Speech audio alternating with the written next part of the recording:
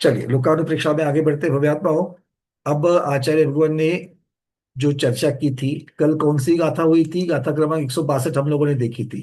तो 62 में हम लोगों ने मुख्यतः से किन किन की चर्चा की, आयु की चर्चा, किंतु पृथ्वी का एक, जल का एक, अग्नि का एक और वायु का एक, इन चार स्थावरों की चर्चा की।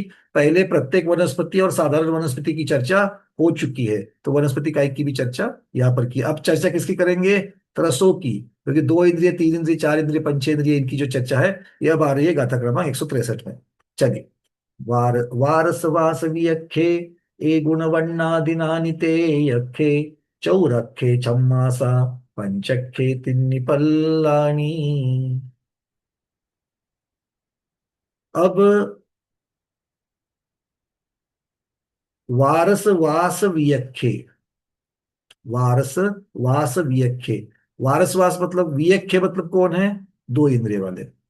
और वारस वास मतलब 12 वर्ष।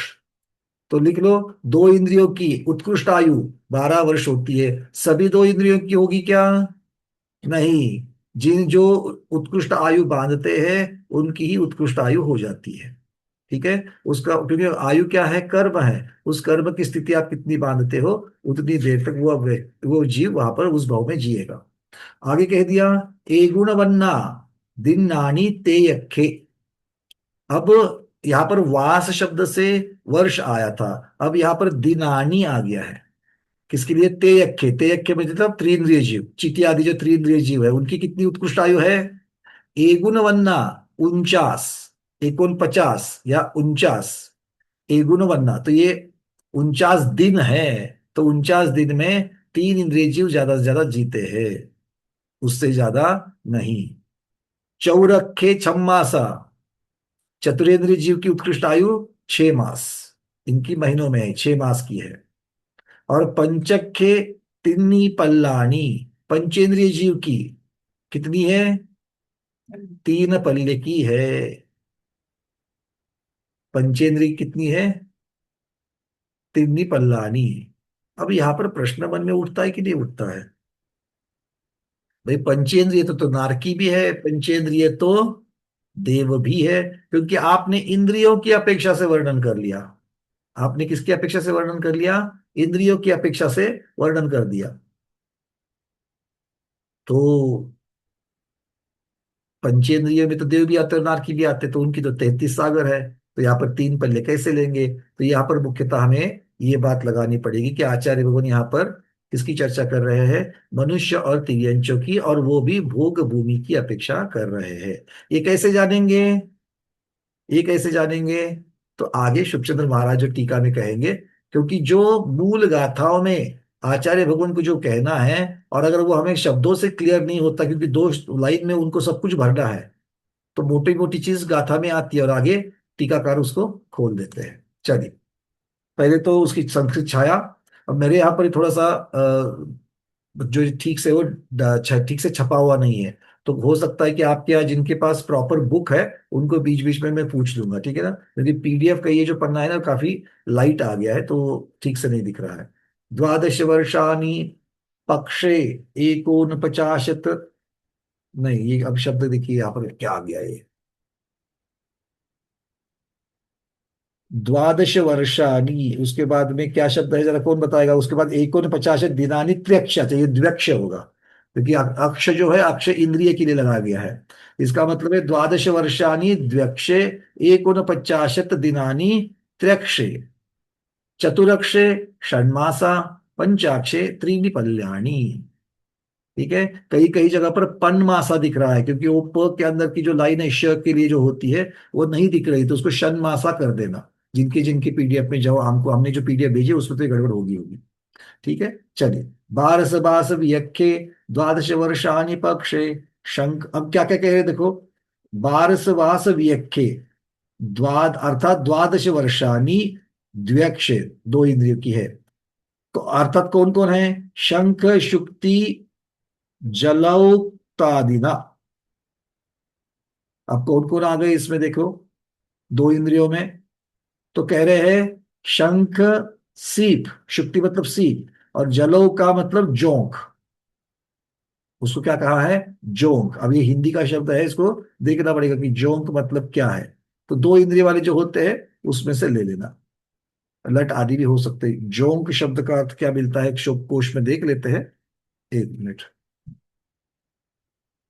जोंक, किसी को पता है कि जोंक किसी भाषा में, हिंदी में? जोंक।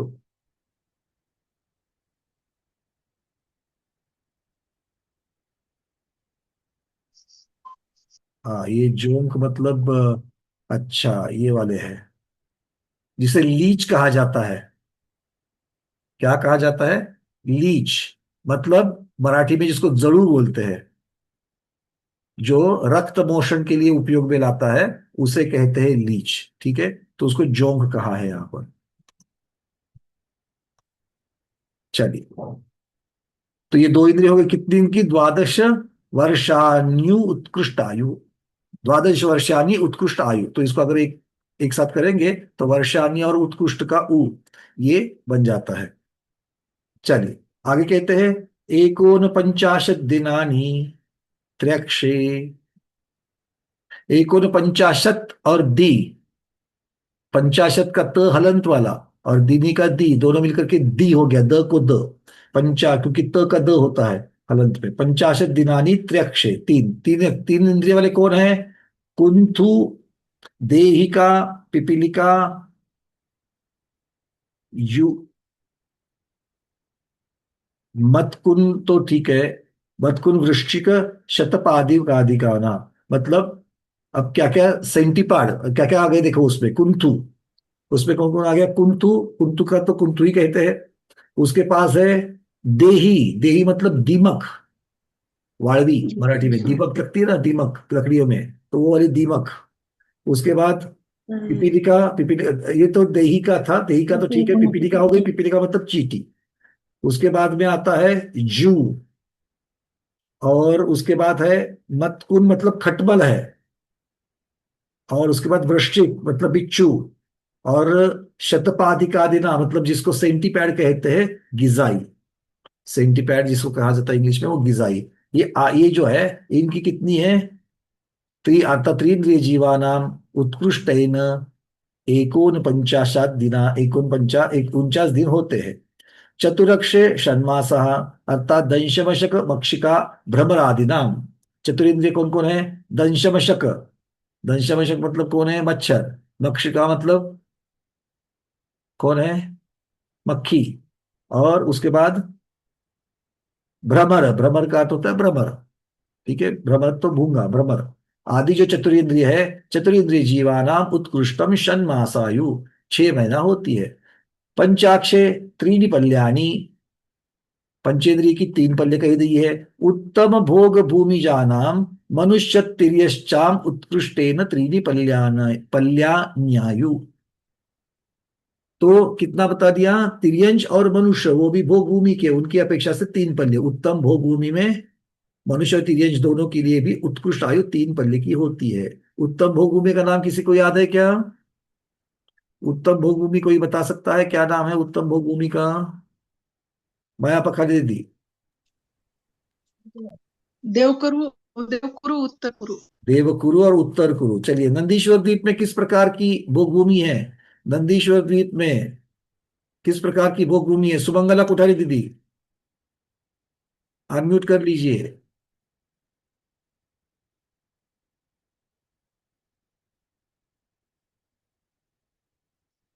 नहीं, अनम्यूट नहीं हो रहा है, अनम्यूट का बटन दबाइए।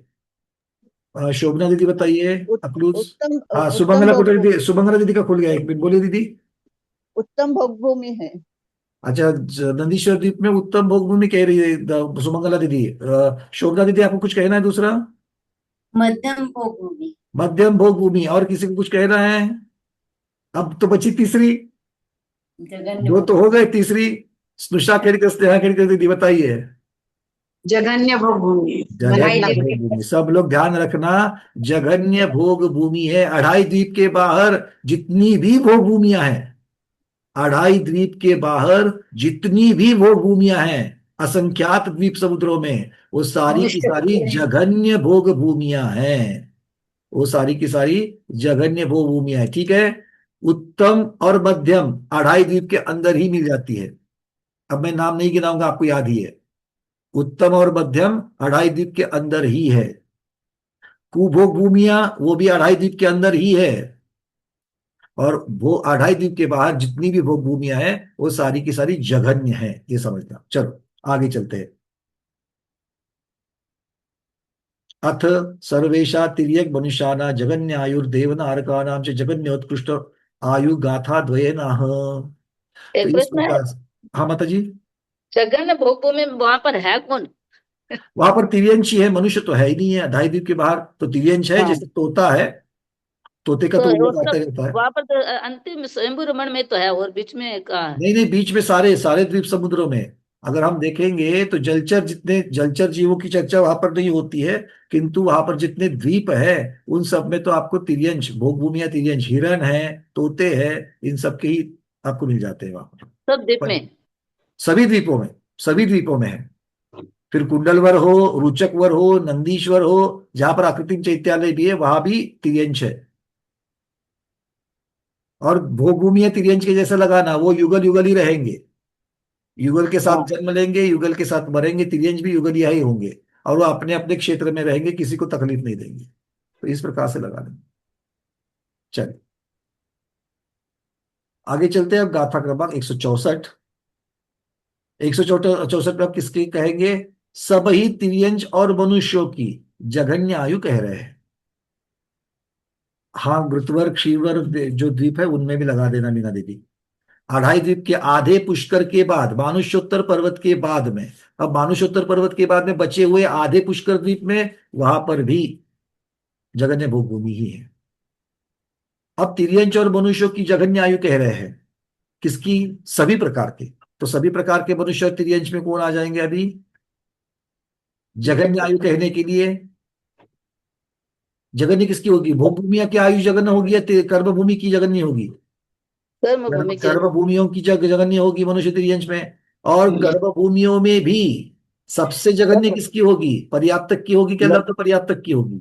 लब्ध पर्याप्त की होगी लब्ध ना। पर्याप्तक की होगी। तो आचार्य भगवत यही बताने जा रहे हैं। सव्वजहणम आऊ लद्दि अपूर्णान सव्वजीवाणम मज्जिमहीन मुहूर्तम पज्जति जुदानने किट्ठम। अब दोनों चीजें बता रहे हैं।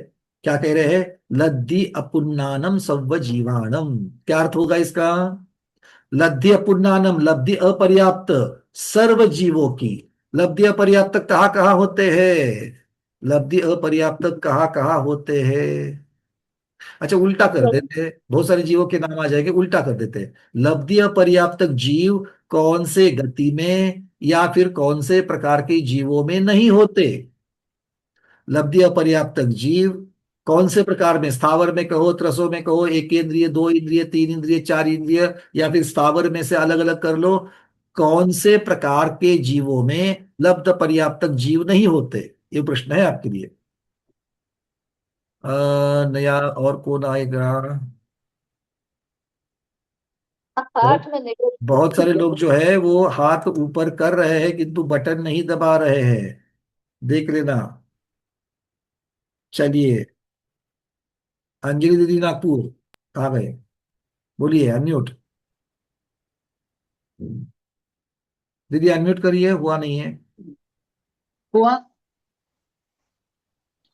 हाँ, लब्ध पर्याप्त बताने किस माता किस में जी, नहीं होते बताना हैं? भैया। हाँ, देवों में नहीं होंगे, नारकियों में नहीं होंगे, बहुत बढ़िया, भोग भूमियों में नहीं मिलेंगे। बहुत बढ़िया। और तो अब तो ये आपने गति मार्गणा की अपेक्षा से बता दिया, इंद्रिय मार्गणा की अपेक्षा से बता दो। प्रश्न समझ में आ गया सबको? इंद्रिय मार्गणा की नाही, अपेक्षा मला से परत बता दो। प्रश्न सांगाल? इंद्रिय मार्गणा की अपेक्षा से कौन से इंद्रियों में, कौन से इंद्रिय वाले जीवों में लब्ध पर्याप्त जीव नहीं होते? सभी, सभी में होंगे। सभी में होंगे। एक इंद्रिय में सभी होते में हैं? होते हैं। दो इंद्रिय में होते होते हैं? हैं। होते हैं। तीन में, चार में, होते पांच। तो हैं। इंद्रिय मार्गणा के सभी में भेद बन जाएंगे। सभी में भेद इंद्रिय मिलेंगे। मार्गना के पश्चात अब काय मार्गना लगानी है। काय मार्गना कौन लगाएगा? चंदा जवारिया दीदी।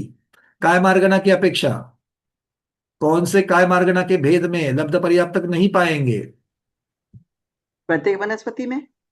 काय मार्गने की पहले तो हमको आप भेद बताइए। कायमार्गणानि एकेंद्रिय द्विवेंद्रिय तीन चौंद्रिय ये तो पंचेंद्रिय इंद्रिय की अपेक्षा हो गया। काय मार्गना की अपेक्षा से कैसे भेद होंगे? जय श्री श्रॉफ दीदी। रस और स्थावर। जय श्री श्रॉफ दीदी खोलिए। हाँ, वंदना माता जी और वंदना भैया जी। काय मार्गणा में त्रस काय और स्थावर काय जीव आएंगे। बहुत सुंदर। त्रस्काय और सावरकाय, तो त्रस्कायों में होते हैं क्या लब्ध पर्याप्त, त्रस काय में होंगे। और स्थावर काय में होंगे क्या? होंगे, हाँ होंगे। होंगे। मनुष्य तिरंज में। अब स्थावर काय में अगर आपको फिर पृथ्वी कायिक, जल कायिक, अग्नि कायिक ऐसे उत्तर भेद करेंगे तो उसमें से 5 स्थावर है, पांचों स्थावर में होंगे क्या? नहीं, 5 स्थावर में से वनस्पति काय में होंगे। वनस्पति काय में लब्ध पर्याप्त नहीं होंगे। पृथ्वी जल, पृथ्वी और जल में होंगे। पृथ्वी और जल में होंगे तो बाकी में नहीं होंगे। और किसी को कुछ कहना है? रविंद्र पिंजरकर जी। अग्नि कायिक और वायु कायिक में नहीं होंगे। अग्नि का और वायु का एक में लब्ध पर्याप्त नहीं होते हैं। चलो और कोई? प्रमोद जी। हाँ, सभी में होंगे लत पर्याप्त। नहीं फिर से मैं बोलूं। अरे भाई, लब्ध पर्याप्त कहाँ कहाँ नहीं होंगे, और ये तो उन्होंने बोल दिया सब में होंगे। देखो लक्ष्य याद रखना, पृथ्वी काई के सूक्ष्म और बादर दो भेद हो गए। उसमें सूक्ष्म में भी लब्ध पर्याप्तक है, पर्याप्तक है। बादर में भी पर्याप्तक है, सूक्ष्म और बादर में भी लब्ध पर्याप्तक है। पृथ्वी कायिक में भी होंगे, जल कायिक में भी होंगे, अग्नि कायिक में भी होंगे, वायु कायिक में भी होंगे। वनस्पति मध्य प्रत्येक अच्छा, वनस्पति कायिक में प्रत्येक वनस्पति में लब्ध पर्याप्तक होंगे क्या? नहीं, कनकमाला दीदी। नहीं। माता जी बनना, भैया जी बनना। लब्धि पर पेड़ों में नहीं होते, वनस्पति भी नहीं होते, प्रत्येक वनस्पति भी नहीं है। अरे, प्रत्येक प्रत्येक वनस्पति में नहीं वनस्पति में होते। लब्ध पर्याप्तक नहीं होंगे। अरविंद जी। प्रत्येक वनस्पति में नहीं होंगे। वंदना भैया जी होंगे। होंगे, बहुत Yes. बढ़िया। और क्यों क्यों है उसको आप ना बोल रही हो? देखो भाई, उसके बाद एक आपको मैं हिंट दे दूंगा, पहले उत्तर लिख लेते हैं। अरविंद जी आगे बताइए। साधारण वनस्पति में होंगे क्या? साधारण वनस्पति में होंगे। अच्छा, नित्य निगोदिया में होते हैं क्या लब्ध हाँ पर्याप्तक? होंगे हाँ होंगे इतर निगोदिया में, होंगे होंगे बादर निगोदिया में, होंगे सूक्ष्म निगोदिया में, सूक्ष्म में होंगे। सप्रतिष्ठित में, सप्रतिष्ठित में होंगे। हाँ होंगे होंगे और अप्रतिष्ठित में। होंगे।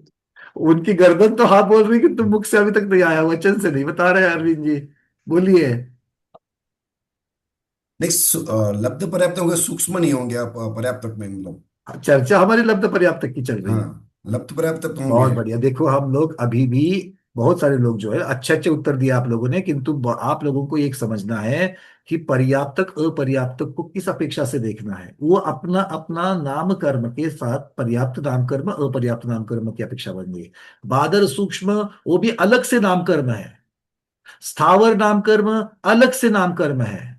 अब इनके कॉम्बिनेशन में जब चलते हैं तो सब जगह पर हमें लब्ध पर्याप्तक जीव दिखाई देते हैं, सभी जगह पर दिखते हैं।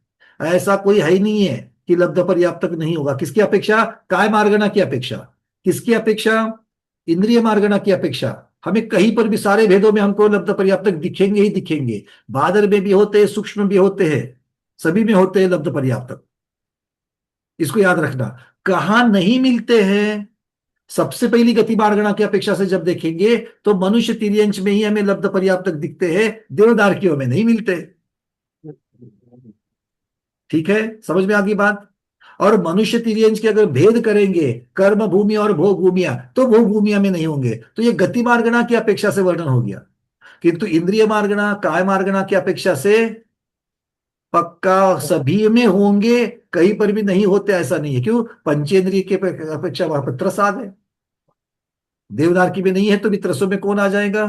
मनुष्य धीरे। और बाकी के विकलेंद्रिय भी आ जाएंगे। तो इसलिए मार्गणा की अपेक्षा से वेद देखना है। अब कौन सी है? गई इंद्रिय काय जोगे। वेदे तीनों वेद में से बताना है अभी। दीपा दीदी, 3 वेद में से कौन से वेद में, 3 वेद में से कौन से वेद में लब्ध पर्याप्तक नहीं होंगे?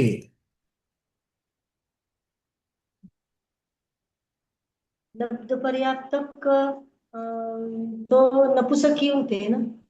लब्ध पर्याप्तक नपुंसक ही होते हैं, ऐसा दीपा दीदी का कहना है। अच्छा। स्मिता दीदी, मगर मनुष्य एक मिनट, अब विश्लेषण नहीं करना, रुक जाओ। स्त्री पुरुष नपुंसक तीनों स्मिता दीदी को कहना है कि तीनों में होते हैं, जिनमें तीनों में होते हैं। अच्छा, चलो। और और चिन्हों कौन में होंगे। बताएगा? एक मिनट, चिन्हों अनिता, में होंगे। अनिता दीदी। तीनों में होंगे सर,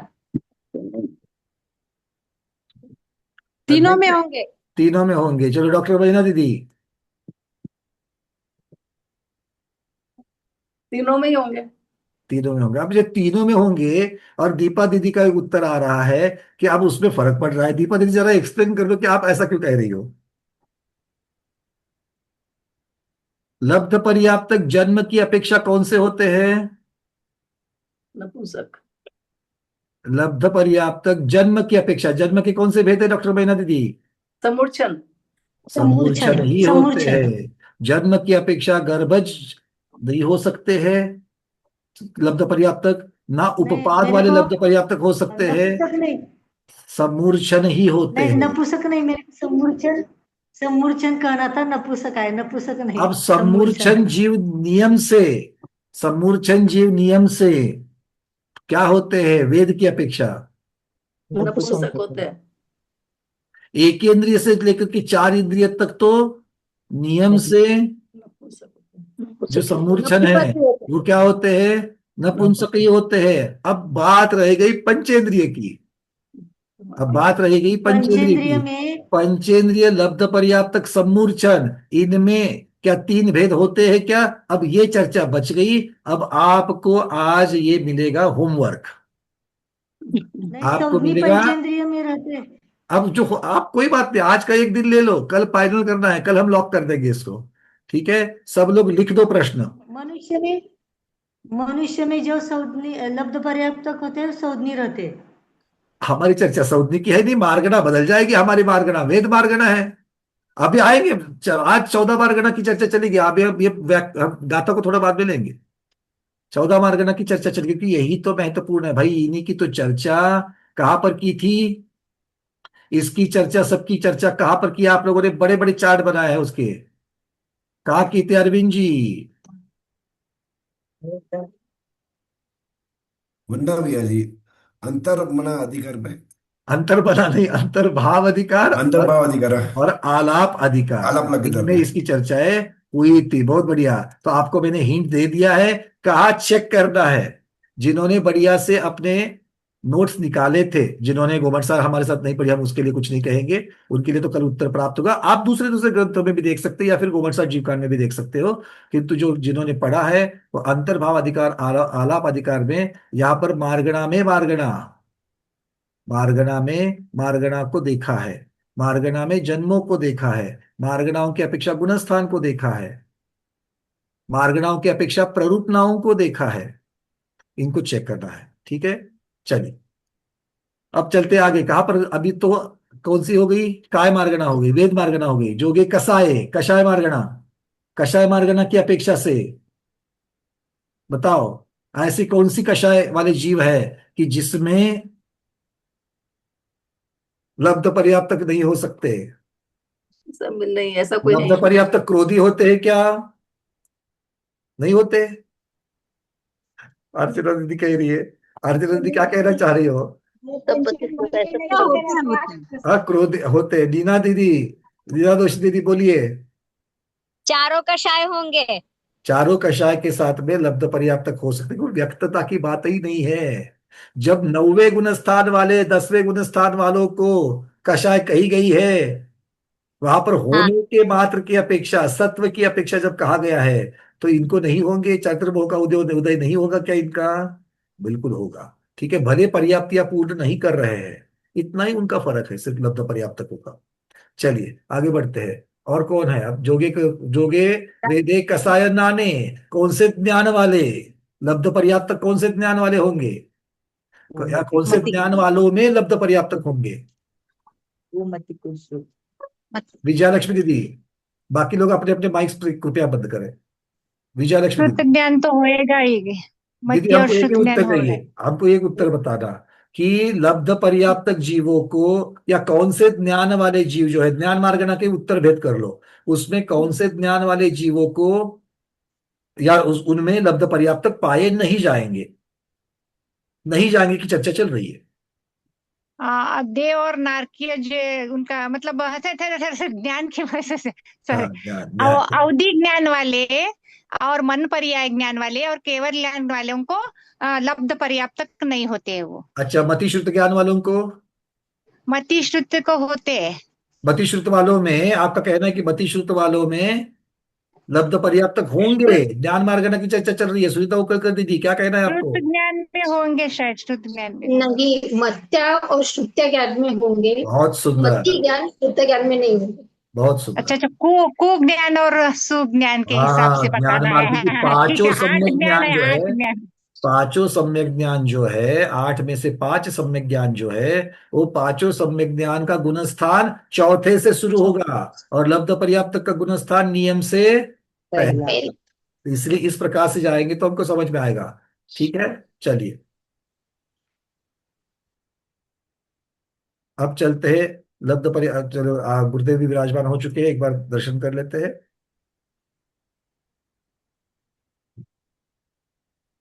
जय प्रज्ञा श्रवण मुनि श्री अमित सागर जी गुरुदेव की जय। नमोस्तु नमोस्तु नमोस्तु। नमस्ते महाराज जी, नमस्ते महाराज जी, नमस्ते।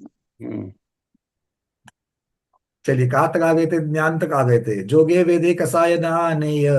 आगे संयम दंसन लिस्सा, संयम की अपेक्षा से बताना है कौन सी संयम मार्गना के कौन से भेद में लब्ध पर्याप्तक नहीं होंगे।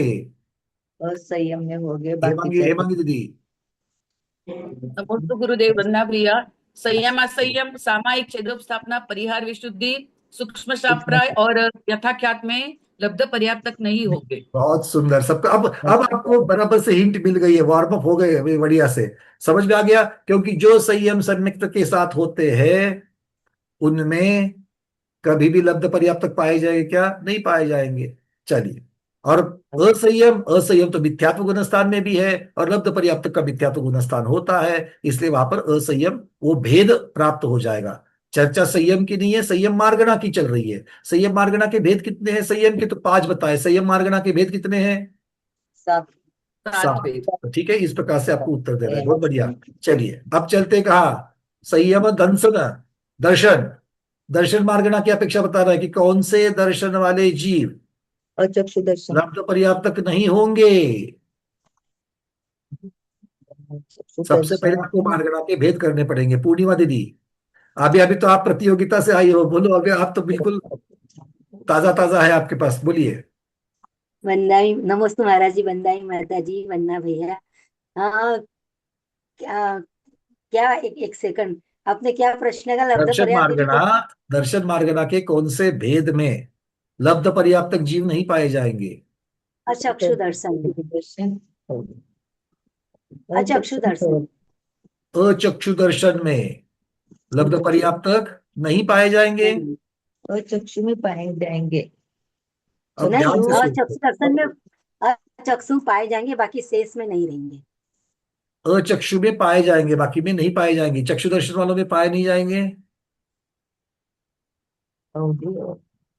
चक्षु में तो चक्षु दर्शन होता कहाँ से? ज्यादा ये तो इसकी चर्चा करते हैं।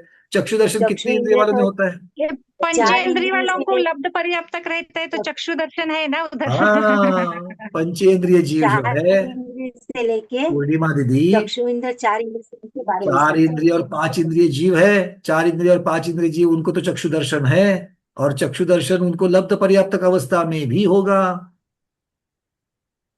तो चक्षु दर्शन में पाए जाएंगे। अचक्षु दर्शन में वहां भी पाए जाएंगे, क्योंकि चतुर 4 और 5 गुणस्थ पंचेंद्रिय जीव को भी अचक्षु दर्शन होता ही है, उनमें भी लब्ध पर्याप्तक पाए जाते हैं। अच्छा, उसके बाद किसमें नहीं होगा? अवधि और केवल। अवधि दर्शन और दर्शन। केवल दर्शन। अवधि दर्शन और केवल दर्शन वाले जो जीव है उनमें कभी भी लब्ध पर्याप्तक नहीं पाए जाएंगे।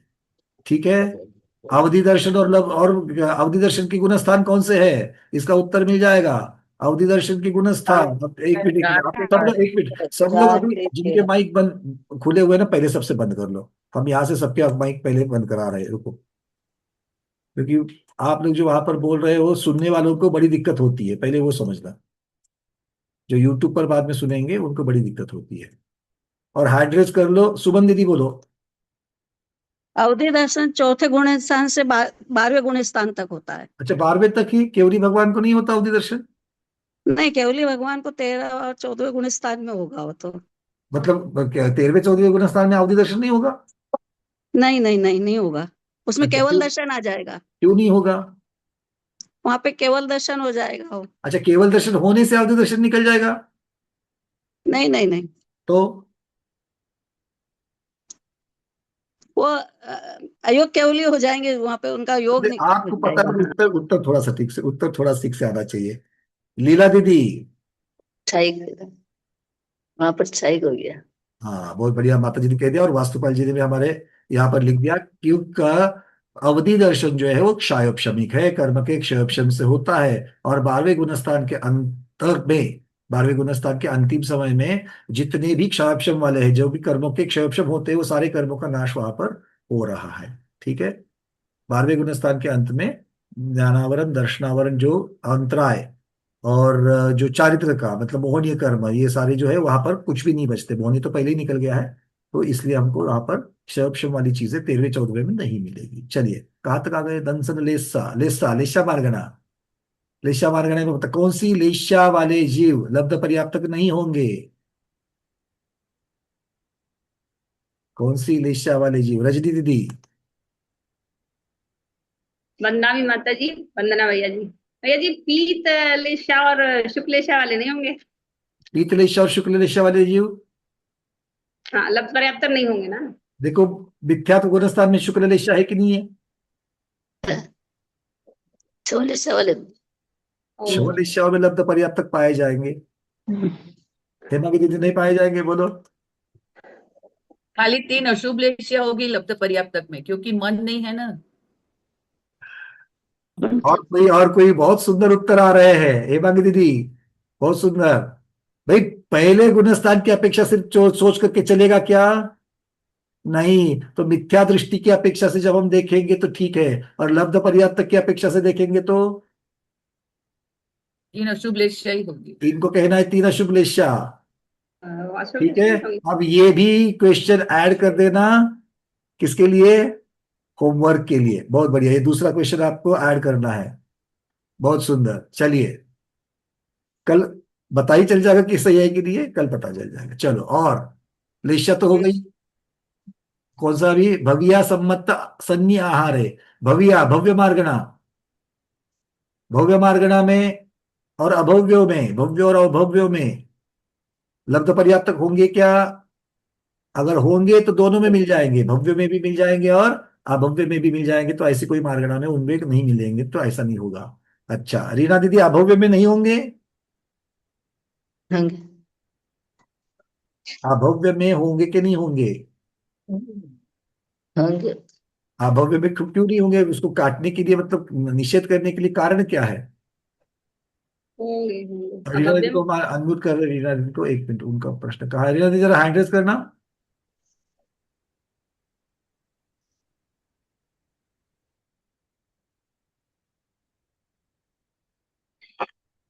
हाँ, बोलिए। आप अभव्य में निषेध क्यों कर रहे हो? मैं निषेध नहीं कर रही, मैं ऐसा बोलते अवयव में होगे। हाँ, बस अच्छा हो गया, इसलिए आपने आपको ओपन कर लिया माइक का। मतलब अभव्य में भी होंगे और भव्य में भी होंगे। बहुत बढ़िया। चल, तो इस मार्गणा में तो ऐसा नहीं मिलेगा हमको। भव्य सम्मत सम्यक तो मार्गणा में, सम्यक तो मार्गणा में कौन से मार्गणा में जीव लब्ध पर्याप्तक नहीं पाए जाएंगे? इतना इजी इजी है। अब तक जिन्होंने उत्तर नहीं दिया, महेंद्र कुमार जी, आज चुपचाप कैसे? बोलो।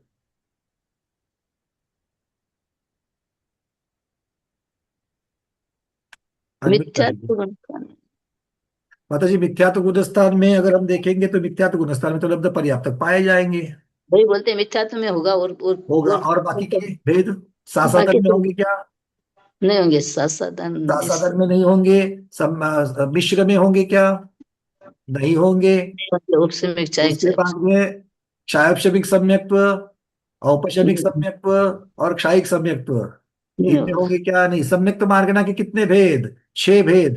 6 में से सिर्फ और सिर्फ मिथ्यात्व में होंगे, बाकी किसी में भी लब्ध पर्याप्तक नहीं होंगे। ठीक है, सबको क्लियर हो गया? क्योंकि गुणस्थान नियम से पहला होता है, तो बाकी के गुणस्थानों में हमें लब्ध पर्याप्तक जीव नहीं मिलेंगे। चलिए, बहुत बढ़िया, आगे बढ़ते हैं। सम्मत सन्नी, संज्ञी और असंज्ञी दोनों में भी लब्धि पर्याप्तक जीव पाए जाएंगे, इसलिए इस मार्गना में ऐसा कोई मिलेगा ही नहीं कि नहीं होते करके, तो ये वाला मिलेगा ही नहीं। और आहार मार्गना, आहार मार्गना के भेद आहारक और अनाहारक, तो इन दोनों में लब्ध पर्याप्तक होते कि नहीं होते हैं? आहारक में तो लब्ध पर्याप्तक हो सकते हैं, और अनाहारक में, अनाहारक में होंगे क्या कुसुम दीदी? नहीं होंगे भैया अनारक में। अच्छा, एक बात बताओ, लब्ध पर्याप्तक जीव आयु कर्म को शुरू करते हुए विग्रह गति में मोड़े वाले विग्रह गति से आ रहा है, लब्ध पर्याप्तक विग्रह गति वाले मोड़े वाली विग्रह गति से आ रहा है, तब तो वो अनाहारक होता है कि नहीं होता है? होता है। तो लब्ध पर्याप्तक भी है और अनाहारक भी है, ऐसे पाए जाएंगे कि नहीं जाएंगे? जाएंगे। और पर्याप्तक में तो होंगे, मतलब इस मार्गना में भी ऐसे जीव नहीं होंगे कि लब्ध पर्याप्तक नहीं पाते। ठीक है, थोड़ा सा आज आपको हमने फिर से जगा दिया है, ये आपके पास पहले से है, आपके गोडाउन में है, गोडाउन से सिर्फ थोड़ा सा काउंटर पर लेकर के आ गए। ठीक है, ये किसके लिए लाया है? क्योंकि सामायिक में आप इसको चिंतन कर पाओ। एक एक देखो, देखते देखते देखते कितने 10-15 मिनट तो आराम से निकल गए इसमें। हाँ गुरुदेव, आप कुछ कह रहे हो? अनम्यूट कर लीजिए गुरुदेव, अनम्यूट कर लीजिए। गुरुदेव आपको सुनाई नहीं दे रहा, अनम्यूट करना पड़ेगा माइक। हाँ बोलिए। गोडाउन को संभालते रहना चाहिए, नहीं तो रखा रखा समाप्त हो जाएगा, कीड़े लग जाएंगे। बहुत बढ़िया। सिर्फ गोडाउन में रख करके नहीं चलेगा, उसको बीच बीच में जाकर के देखना भी पड़ेगा कि भैया क्या है क्या नहीं है, और उसको मेंटेन भी करना पड़ेगा। बहुत पुराने लोग कहते थे, पान सड़ा घोड़ा आड़ा विद्या विसर जाए, गुरुदेव रोटी बड़े अंगार पर एक ही उत्तर आए। गुरुदेव 1 मिनट, आपके पास ये जो खजाने हैं ना, हमें लिख के रखने हैं, एक बार फिर से बोल दीजिए और थोड़ा धीरे धीरे बोलिए। पान सड़ा, पान सड़ा मतलब क्या होता है? पान को यदि पलटोगे नहीं तो गल जाएगा। अच्छा, पानी का, ओके। पान वाले को, पत्ते को। हाँ, पान सड़ा घोड़ा अड़ा, घोड़ा भी अड़ जाएगा। ठीक है, यदि उसको चलाने का अभ्यास नहीं रखोगे तो फिर उसके जाम हो जाएंगे पैर। ठीक है, घोड़ा अड़ा। विद्या विसर जाए, विद्या विसर जाए। रोटी जले या बाटी जले अंगार पर, रोटी या बाटी जले अंगार पर, एक ही उत्तर आए। एक ही उत्तर आए। पलटा नहीं, पलटा नहीं फेरी ना आए, पलटी ना आए, फेरा नहीं था। बहुत बढ़िया। तो इसमें से अभी तो हमारे विद्या विसर जाए वाली बात हो रही है, तो इसलिए बीच बीच में पलटते रहना। ठीक है ना, हम इसी के लिए पलटते रहते हैं, आपके लिए नहीं, हम खुद के लिए पलटते हैं, इसलिए चर्चा करने से अनुप्रेक्षा हमें भी नाम आता है। का स्वाध्याय दिया है। हाँ गुरुदेव, अनुप्रेक्षा नाम का स्वाध्याय दिया है इसलिए कि इसीलिए आप जो है पढ़े हुए सुने हो को। पर क्या है ना गुरुदेव, अभी हम लोग पढ़ तो रहे कार्तिकेय अनुप्रेक्षा, अनुप्रेक्षा का ही विषय पढ़ रहे हैं, किंतु बीच बीच में भूल जाते हैं कि हम क्या पढ़ रहे हैं और क्यों पढ़ रहे हैं, इसलिए इन चीजों के लिए चाहिए। चलिए, बहुत बढ़िया। अब इसकी 164 की तो चर्चा हमने यहाँ पर की। क्या है? लद्य पुन्नानम सव्वजीवानम, तो लब्ध पर्याप्तक सब जीवों की सव्वजहनम आयु, सर्वजगन्य आयु कितनी है? मध्यम हीन मुहूर्तम, इसको मध्यम हीन मुहूर्त कहा। आचार्य भगवान इसको क्षुद्र भव कहते हैं, क्योंकि लब्ध पर्याप्तक की बात कर रहे हैं। लब्ध पर्याप्तक की जगन्य आयु क्या कहलाएगी? सभी प्रकार के लब्ध पर्याप्तक की जगन्य आयु क्या कहलाएगी? वो कहलाएगी मध्यम हीन मुहूर्त। नाम उसका क्या है? मध्यम हीन मुहूर्त। और उसमें उसको दूसरा नाम क्या है? क्षुद्र भव। एक साथ में 8-10 बार वाला। चलिए आगे क्या है? पज्जत्ति जुदान निकिठम, पज्जत्ति जुदानम, लब्ध पर्याप्तक जीवों की जगन्य आयु। कौन से? मतलब यहाँ पर कर्म भूमिया तिर्युंच मनुष्य सब, ये सब पर्याप्तक जीवों की चर्चा करनी पड़ेगी, क्योंकि लब्ध पर्याप्तक की पहले अलग कर दी है। तो अब पज्जति जुदानम शब्द का अर्थ जो है, ये क्या करेंगे? पज्जति युक्त, पर्याप्तक युक्त, ये अर्थ हो जाएगा। पर्याप्ति से जो युक्त है, तो अर्थात पर्याप्तक जीव है। तो पर्याप्तक जीव की सर्व जगन्य कौन सी है? तो वो भी मध्यम हीन मुहूर्त है। वो भी मध्यम हीन मुहूर्त। नाम तो दोनों का सेम है, किंतु दोनों में फर्क है। हमने पहले भी चर्चा की है, शुभचंद्र महाराज भी आज कहेंगे। वो कह रहे हैं कि पहले से बड़ा मध्य अंतर मुहूर्त है। मतलब पहले वाला जो मध्य अंतर मुहूर्त था और ये वाला मध्यम अंतर मुहूर्त, मतलब किसका? जो लब्ध पर्याप्तक की जगन्य आयु है और पर्याप्तक की जो जगन्य आयु है, दोनों को भी मध्य अंतर मुहूर्त या मध्यम हीन मुहूर्त कहा है। मध्यम हीन मुहूर्त कहो या मध्य अंतर मुहूर्त कहो, दोनों शब्द है। बात समझ में आ रही है? लिखोगे तो समझ में आएगा। एक को मुहूर्त करके मध्यम हीन शब्द जोड़ दिया और एक में अंतर मुहूर्त कह करके मध्य शब्द जोड़ दिया। मतलब मुहूर्त हीन मुहूर्त कहो या अंतर मुहूर्त कहो, दोनों के अर्थ एक ही हो गए, दोनों को मध्य जोड़ दिया। ठीक है, चलिए अब देखते हैं शुभचंद्र महाराज इसके लिए क्या कह रहे हैं। दो प्रकार के हमको, एक लब्ध पर्याप्तक वाला मध्य अंतर मुहूर्त है और एक पर्याप्तक वाला मध्य अंतर मुहूर्त, दोनों जगन्य आयु की अपेक्षा से है। 163 164 की गाथा की छाया। सर्वजगन्यम आयु लब्ध्य पूर्णाना सर्वजीवाणाम मध्यमहीन मुहूर्तम पर्याप्तयुतानाम निकृष्टम। कह रहे लब्ध पर्याप्तानाम सर्वजीवानाम, अर्थात लब्ध पर्याप्तक एकेंद्रिय जीवानाम, लब्ध पर्याप्त द्विंद्रिय प्राणिना, लब्ध पर्याप्त त्रिंद्रिय प्राणिना, लब्ध पर्याप्त चतुरिंद्रिय प्राणिना, लब्ध पर्याप्त पंचेंद्रिय सौज्ञी जीव, सौज्ञी जीवा, सौज्ञी जीवाना, मतलब सौज्ञी और असौज्ञी, क्योंकि सौज्ञी जीवा के वा में असौज्ञी का अ छिपा हुआ है, तो सौज्ञी और असौज्ञी दोनों ले लिए। च सर्वजगन्यम आयु शुद्र भवग्रहणम। यहां तक की बातें सबको समझ में आ रही है? तो पहले तो उन्होंने कह दिया कि लब्ध पर्याप्त सर्वजीवाना, तो सर्वजीव कौन से? पांचों इंद्रियों को ले लिए। पंचेंद्रिय में सौज्ञी भी लिए, असौज्ञी भी लिए। इनकी कितनी सर्वजगन्य आयु है? शुद्र भ्रव ग्रहणम। अब शुद्र भ्रवर का अर्थ कर रहे हैं उच्छ्वास सैक शाष्टादश भागे लक्ष्य मध्यमांतर मुहूर्त मात्रम। किसको लक्षित कर रहे हैं यहां पर? उच्छ्वास का एकादश 18वां भाग, उच्छ्वास का 18वां भाग, 1/18वां भाग, मतलब एक श्वास में 8-10 बार, जो 18वां बार जो कहा था उसी की चर्चा यहां पर कर रहे हैं। तथा अब और एक कह रहे हैं वसुनंदी सत्याचार्य, वसुनंदी महाराज के जो श्रावकाचार है उसके अनुसार सर्वलब्ध पर्याप्तानाम उच्छ्वासस्य किंचित न्यूनाष्टादश भागः, मतलब वहां पर उन्होंने कह दिया कि किंचित न्यून। हाँ जी गुरुदेव, आप कुछ कह रहे हो?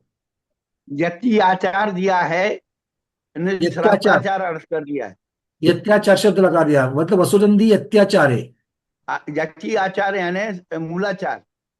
अच्छा, यहाँ पर मूलाचार शब्द करना है इसका अर्थ? नहीं, नीचे अर्थ जो है श्रावकाचार कर दिया है। हाँ, इसलिए क्योंकि वसुनंदी श्रावकाचार कर दिया और यत्याचार, अच्छा यत्याचार मतलब मूलाचार, मतलब श्रावकों श्रवणों का आचार हो जाएगा। जो मूलाचार का जो अनुवाद किया है, टीका की है वसुनंदी आचार्य ने। बहुत बढ़िया। ये यहाँ पर इसका मतलब है टीका में गड़बड़ है। श्रावकाचार शब्द जो लिखा है उसको पहले हिंदी टीका में से वहां पर चेंज करके देखो, यति आचार, यतियों का आचार, मतलब क्या हो गया? अनगार धर्मामृत जैसे होती है सागर धर्मामृत, अनगार धर्मामृत, तो ये जो यतियों का है वो तो मूलाचार क्या, और मूलाचार की टीका वसुनंदी महाराज ने की है उसकी अपेक्षा से। बहुत बढ़िया, गुरुदेव ने आपने यहाँ पर हमको सचेत कर दिया, बहुत बढ़िया। एक बात कहनी है अभी। हाँ गुरुदेव। कि इतना अपन विस्तार पढ़ रहे हैं हाँ, कि जो अपनी अनित्य असरण संसार एकत अन्यत असुचि आश्रव और संवर निर्जरा, इन 9 भावनाओं को 50 पेज में बतला दिया जी। लगभग 50 पेज में पूरी हो गई। लोक भावना मोक्ष नहीं दी, लोक भावना दी। वो क्या कहना चाहते, हम उन आचार्यों के अभिप्राय को पकड़ें। लगभग 150 पेज में लोक भावना का वर्णन है। आचार्य भगवान ये कहना चाहते हैं कि यदि तू सही तरीके निर्जरा करना भूल गया, निर्जरा नहीं की, तो संसार में, इस लोक में तू कहाँ कहाँ पैदा होगा, ये ध्यान रखना। जहां कहाँ भटकेगा, ये भटकने की जगह दिखा रही है संसार की मार्ग की। इसको पढ़ने से जीवन में संवेग उत्पन्न होना चाहिए। बहुत सुंदर। यही तो, इसीलिए तो गोमट साठ जीवकांड की बारंबार शुभचंद्र महाराज याद करा रहे हैं, क्योंकि गोमट साठ जीवकांड में भी प्रधानता से किसका वर्णन है? संसारी जीव का वर्णन है। तो संसारी जीव अलग अलग प्रकार के कर्मों के उदय से कहाँ कहाँ कैसे कैसे भटकता है, किन किन चीजों को धारण करता है, और फिर ऐसा आपको हमें बताएं, नहीं करना है। फिर आपको बताएं कि बोधि दुर्लभ भावना को भी 7-8 पेज में निपटा दिया। जी। उसके बाद धर्म भावना को बहुत ले लिया लगभग बड़ा। 100-125 पेज में दिया है जी जी कि जी। यदि तूने लोक भावना के द्वारा अपने आप को बोधित नहीं किया, ये अपनी दुर्लभता को पाना, स्वयं की दुर्लभता को पाना बोधि दुर्लभ भावना है। मनुष्य पर्याय मिल जाना ये दुर्लभ नहीं है। मनुष्य पर्याय तो मिल गई, लेकिन मनुष्य पर्याय इतने भटकने के बाद मिली है।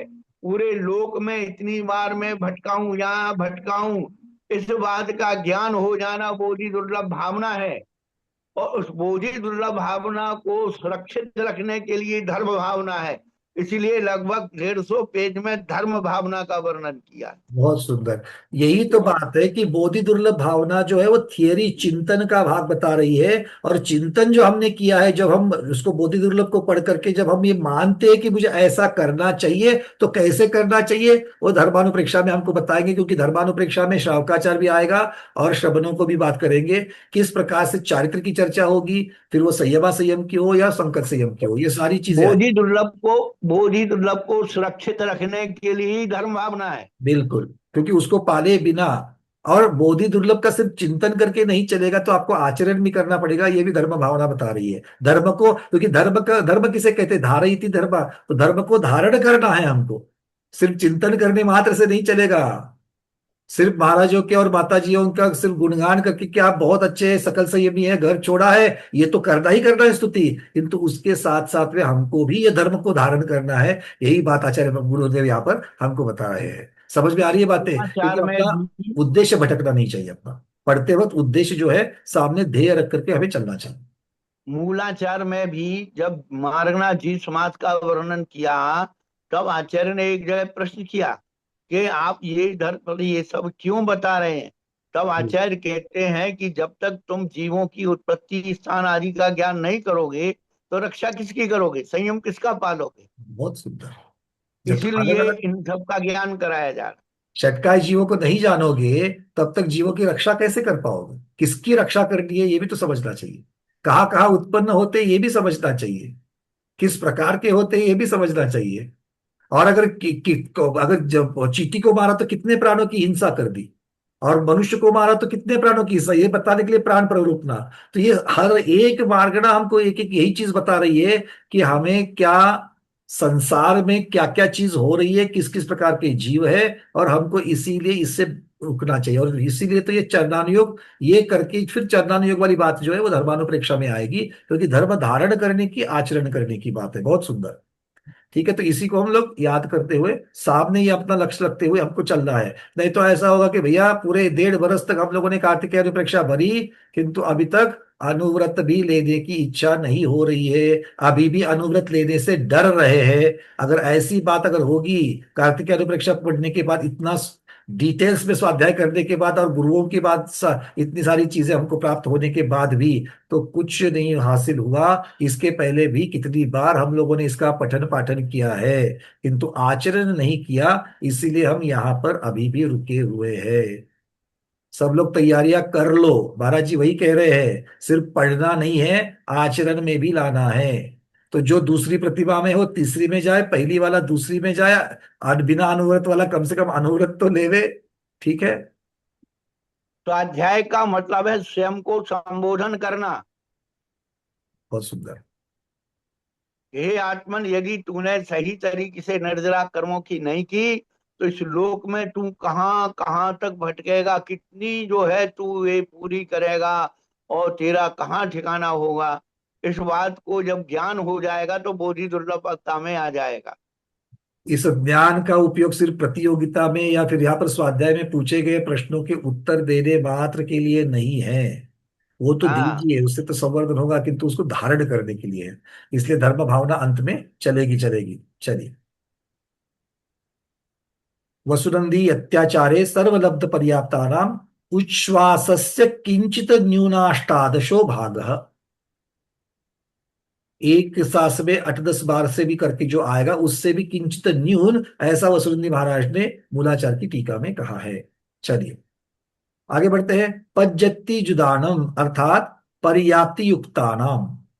आपको कौन कौन है? पृथ्वी अप तेजो वायु वनस्पति कायिक एकेन्द्रियाणाम पर्याप्तानाम, शंखादि द्विन्द्रिय पर्याप्तानाम, गोम्यादि त्रिन्द्रिय पर्याप्तानाम, भ्रमरादि चतुरिन्द्रिय पर्याप्तानाम, गो गजाश्व हंसादिनाम कर्म भूमिजानाम कर्म भूमि प्रतिभागजानाम, पंचेन्द्रिया तिर्यश्चा कर्म भूमिज त्रिषष्टि शलाका पुरुष चरम देहादि वर्जित मनुष्याणाम च मध्यम हीन मुहूर्त जिन दृष्ट मध्यमांत मुहूर्तमार्तम निकृष्टम जगन्यायु हीन मुहूर्त भिन्न मुहूर्त वा किंतु पूर्वोक्ता मुहूर्तात् अयम महान मुहूर्त। मुहूर्तम मुहूर्तम है भैया, मुहूर्त मुहूर्त नहीं है, बिंदी थोड़ी सी उसमें छिपी हुई। गुरुदेव हमारे पास क्या हो रहा है ना कि वो इतना लाइट छपा हुआ है ना, बिल्कुल अंदाजे से पढ़ रहे, इतनी यह हालत हो रही है हमारी। वो नहीं पीडीएफ नहीं, में ठीक बहुत है, उसकी लेकिन लाइट है, और इसलिए अत्याचारी शब्द हमें दिख ही नहीं रहा, वहां पर वो पता ही नहीं है। जहां पर श शब्द था उसकी बीच वाली लाइन चली गई तो वो प दिख रहा है, मतलब ये हालत हो रही है। चलिए कोई बात नहीं है, बट यहाँ पर बिंदी लगा करके फिर से बोल लेते हैं, क्योंकि गलती पता चलती है तो फिर से बोलना चाहिए। पज्जति जुदानम पर्याप्ति युक्तानाम, ये कौन कौन है? तो ये केंद्रीय की चर्चा पहले बता दी है। केंद्रीय के सब बता रहे हैं कौन से पर्याप्तक वाले केंद्रीय है। पृथ्वी अप तेजो वायु वनस्पति कायिक एक कायिकई एकेन्द्रियाणाम पर्याप्तानाम, शंखादि द्विन्द्रिय पर्याप्तानाम, गोम्यादि त्रिन्द्रिय पर्याप्तानाम, भ्रमरादि चतुरिन्द्रिय पर्याप्तानाम, गो गजाश्व हंसादिनाम कर्म भूमि जानाम। अब ये कर्म भूमि वाले सब बता दिए उन्होंने, गो गज अश्व हंस। बाकी तो सब लोगों के नाम आपको पता चल रहे हैं ना। शंखादि, शंख वाले जो 2 इंद्रिय होते हैं, इसकी भी चर्चा करनी है वापस। अभी अभी तो सबकी चर्चा करते आ गए, वो सब लोगों को पता है, इसलिए मैं आगे बढ़ रहा हूं। तो गो अर्थात गाय, गज अर्थात हाथी, अश्व घोड़ा, हंस हंस तो हंस ही है, आदि नाम कर्म भूमि जानाम, कर्म भूमि प्रतिभाग जानाम। कर्म भूमि के प्रतिभाग अर्थात जो भूमि के कर्म भूमि और भोग भूमि ये भाग होते हैं, उसमें से कर्म भूमि के भाग वाले। पंचेंद्रिय तिर्यश्चाम, पंचेंद्रिय तिर्यश्चाम, आगे क्या लिखा? कर्म भूमिज कौन कौन है? त्रिषष्टि शलाका पुरुष, 63 शलाका पुरुष, चरम देहादि, चरम देह वाले जिनका अंतिम भव है, वर्जित इन सबको छोड़ करके मनुष्याणाम। ठीक है, च मतलब जघन्य आयु किसकी होती है इसकी चर्चा चल रही है। आगे क्या कह रहे हैं? इनके मध्यमहीन मुहूर्तम, जिन दृष्ट मध्यमांत मुहूर्त मात्रम निकृष्टम जगन्यायु हीन मुहूर्तम भिन्न मुहूर्तम वा। अब किंतु वाली बात आगे करेंगे। अब यहां पर क्या क्या कर रहे हैं, देखो किस किस को ले लिया है इन्होंने। तो स्थावरों में तो सभी ले लिए, द्विइंद्रिय वाले सब लिए, 3 इंद्रिय वाले सब लिए, 4 इंद्रिय वाले सब लिए, पंचेंद्रिय असैनी वाले सब लिए। सैनी पंचेंद्रियों में, सैनी पंचेंद्रियों में जगन्य आयु किसकी कह रहे हैं?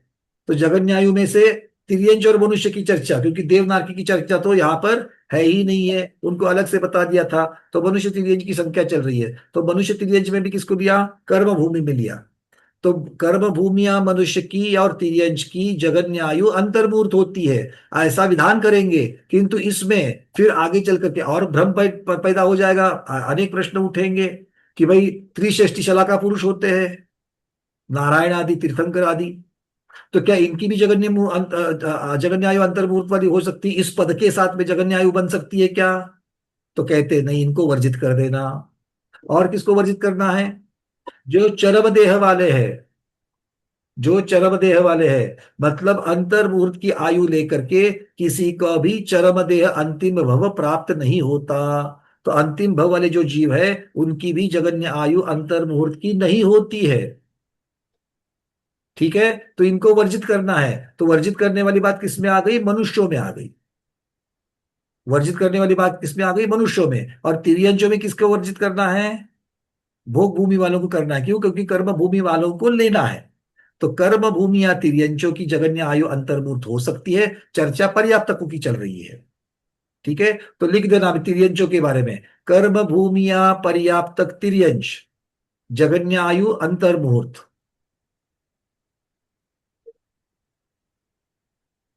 मध्यम अंतर।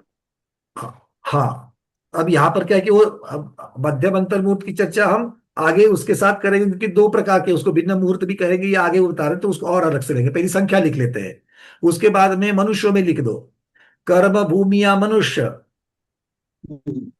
अब ब्रैकेट में लिख देना, काउंस में 63 शलाका पुरुष,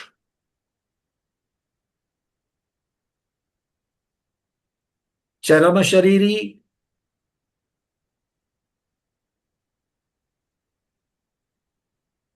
इनको छोड़कर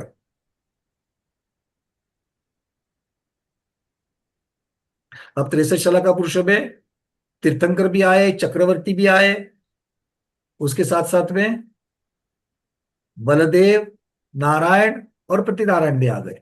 तो ये सब 63 शलाका पुरुषों में आ गए। इनके साथ में चरम देह वाले, जिनका साधारण भी हो सकते हैं किंतु अंतिम भव वाले हैं, शलाका पुरुष भी हो सकते हैं किंतु अंतिम भव वाले हैं, ऐसे कोई अगर जीव है तो वो भी अंतर्मुहूर्त की आयु नहीं होता। अब इनकी आयु कितनी है इसके सामने लिखना, जगन्य आयु अंतर्मुहूर्त। और इस अंतर्मुहूर्त को क्या कहते हैं? तो आचार्य भगवान कह रहे हैं मध्यम हीन मुहूर्त कहो, मध्यम हीन मुहूर्त कहो, या मध्यम अंतर मुहूर्त कहो।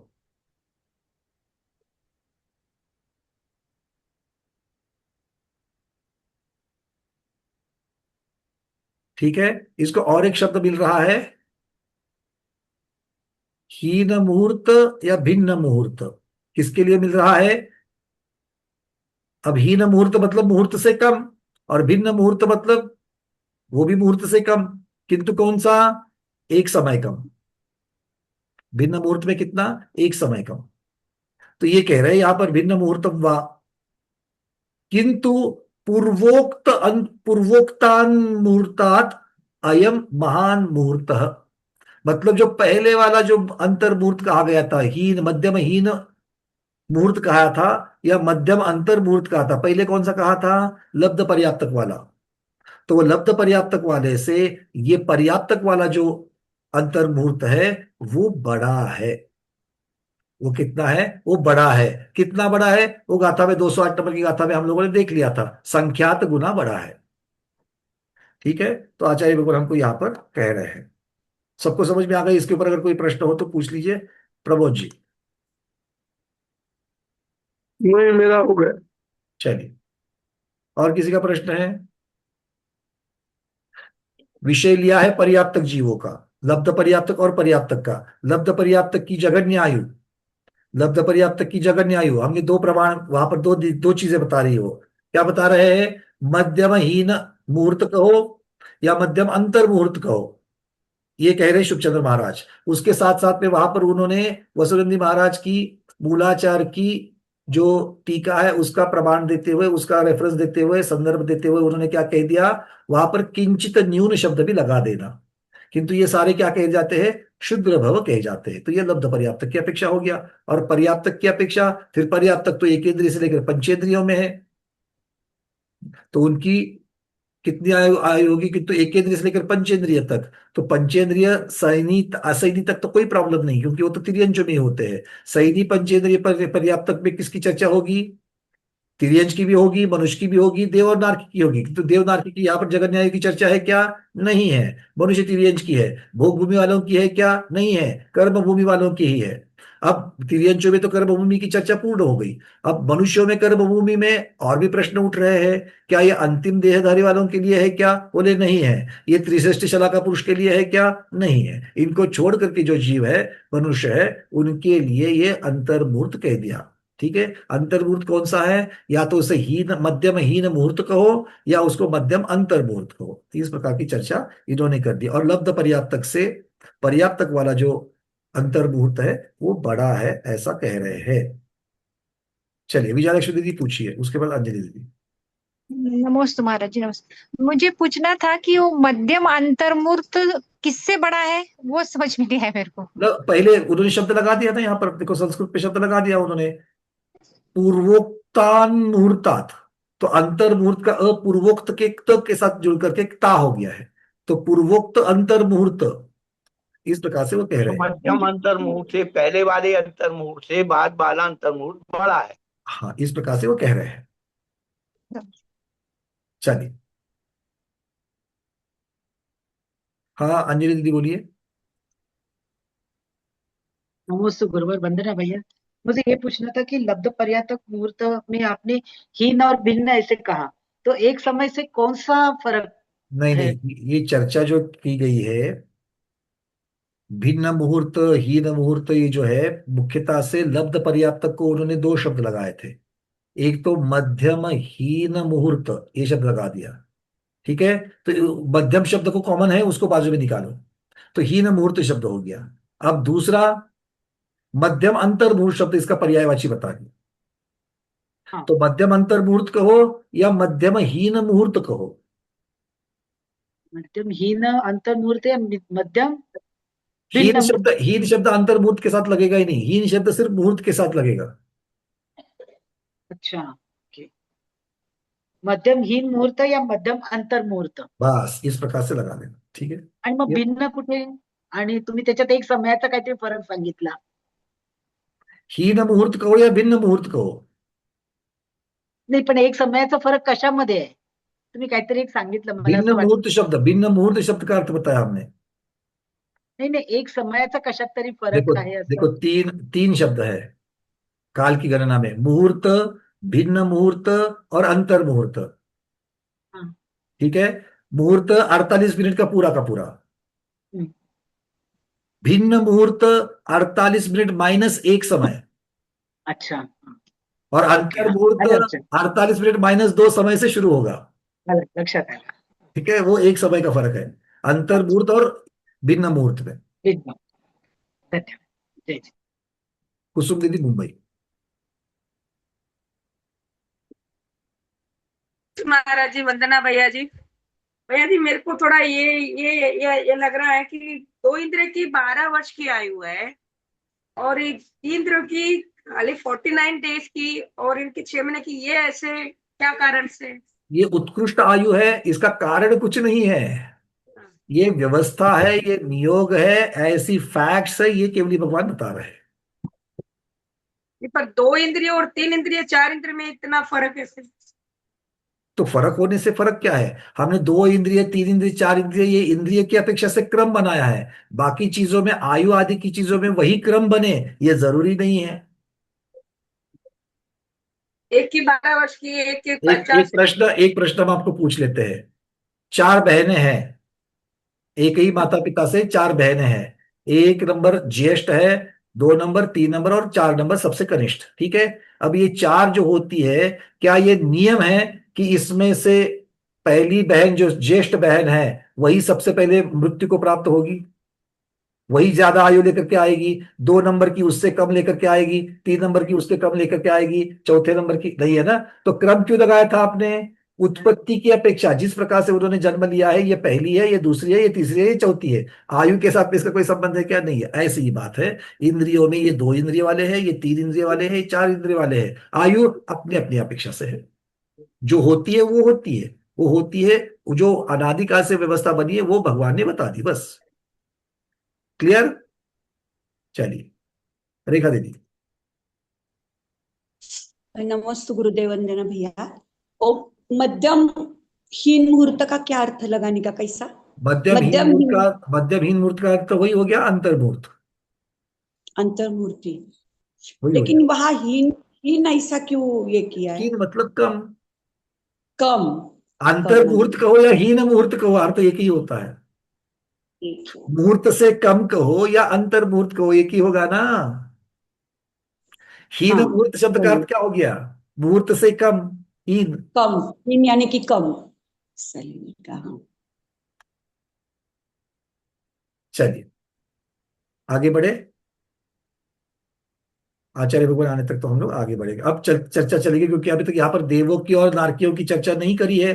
तो वो 165 नंबर की 165 नंबर की गाथा में अब आचार्य भगवान उनकी चर्चा करेंगे, देव और नारकियों की आयु बताएंगे। देवान नारयाणम। हाँ प्रभु जी पूछिए, फिर उसके प्रश्न के बाद चलेंगे। अभी उनके नहीं बताए ना, चर्म शरीर और उनकी आयु नहीं अभी नहीं बताई ना उसके बारे में। नहीं वो चर्चा नहीं है, इनको इनमें जगन्य के साथ में मत लगाना, ये कह रहे हैं उनके। हाँ भाई, ये तो समझ में आ गया, मतलब इसके जगह ने बताई नहीं है उन्होंने। हाँ तो अब उसमें उनकी चर्चा नहीं करी उन्होंने। ठीक। और मनुष्यों में भी नारायणों की इतनी होगी, पृथ्वीनारायण की इतनी होगी, हाँ वही। तीर्थंकरों की इतनी होगी, ये कोई नियम ही नहीं है। हाँ। ठीक है, इसलिए नहीं, जो नियम नहीं है वो नहीं बताएंगे। सभी मध्यम में आएंगे, कोई उत्कृष्ट के साथ भी आ सकता है। देवान नारयाणम सायर संख्याहवन्ति ते तिस्सा उत्किट्ठम च जहन्नम वासानम 10 सहस्राणि। सब लोग समझते हैं कि देवनारकियों की जगन्य आयु 10,000 वर्ष की है और उत्कृष्ट आयु 33 सागर की है। बस यही बात यहाँ पर कह रहे हैं। देवान नारयाणम, देवों की और नारकियों की। उत्किट्ठम उत्कृष्ट, उत्कृष्ट क्या है? उत्कृष्ट आयु की चर्चा चल रही है। आयु शब्द आया कि यहाँ पर नहीं आया, वो कहाँ से आएगा? ऊपर से, ऊपर से। पहली वाली गाथाओं से आएगा। पहली वाली गाथाओं से जो आता है उसको क्या कहते हैं? अध्याहार की अपेक्षा से इस प्रकार से शब्द बताए जाते हैं। चलिए कितनी है? 33 सायर संख्या, अर्थात 33 सागर हो जाती है। हवंती जहन्नम वासानम 10 सहस्राणि। वासानम मतलब वर्ष, 10 सहस्राणि मतलब 10,000 वर्ष होती है। अब चलते हैं शुभचंद्र महाराज के पास। शुभचंद्र महाराज यहां पर हमें एक एक देवों की आयु बताएंगे अलग अलग प्रकार से, क्योंकि गाथा में तो सौधर्म की कितनी होती है, ईशान की कितनी होती है, सारद कुमार स्वर्ग में कितनी होती है, शुक्र स्वर्ग में कितनी होती है, ऊपर और कितनी होती है नहीं कहा है। किंतु इसको थोड़ा सा यहाँ पर उन्होंने टीका में लिया है। चलिए पहले इसके संस्कृत की छाया। देवानां नारकाणां सागर संख्या भवन्ति त्रयस्त्रिंशत् उत्कृष्टं च जघन्यं वर्षाणां 10 सहस्राणि। देवानां नारकाणां चोत्कृष्टमायुस्त्रयस्त्रिश सागरोपम प्रमाणम भवति। नारकानां च शब्द के साथ में उत्कृष्ट जुड़ गया तो चो हो गया, च के साथ में उत्कृष्ट जुड़ गया। उसके बाद में उत्कृष्टम के म हलंत के साथ में आयु का आ जुड़ गया, तो वो भी उन्होंने एक साथ में लगा दिया। उसके बाद आयु के पश्चात स्त्रयंत्रिशत सागरोपम अर्थात 33 सागर प्रमाणम भवती। तो देव और नारकियों की उत्कृष्ट आयु 33 सागर प्रमाण होती है। च पुनः तेषां देवानां नारकानां च जगन्यायुर 10 वर्ष सहस्राणि। तो उन्हीं नारकी और देवों की जगन्यायु 10,000 वर्ष की है। तथा ही अब और इसमें और डिटेल्स कर रहे हैं। बे सत्त दसय 14 16 18 20 22 एयाध्याय एतो सक्कादि सुसागर व माणम। ये किसी ग्रंथ की गाथा का प्रमाण लेकर के आचार्य भगवान हमें यहां पर कह रहे हैं कि बे मतलब 2, फिर सत्त मतलब 7, 10 मतलब 10, 14 अर्थात 14, 16 अर्थात 16, 18 मतलब 18, 20 का मतलब 20, 22 का मतलब 22।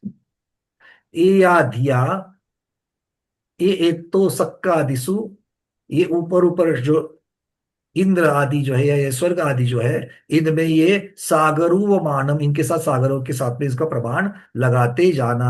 अब इसलिए इसका खुलासा कर रहे हैं। क्या कह रहे हैं? सौधर्म ईशान ईशान्यो देवाणाम द्वै सागरोपमे परमायुषः स्थिति। सौधर्म और ईशान स्वर्ग के देवों की उत्तम स्थिति कितनी है? 2 सागर की है।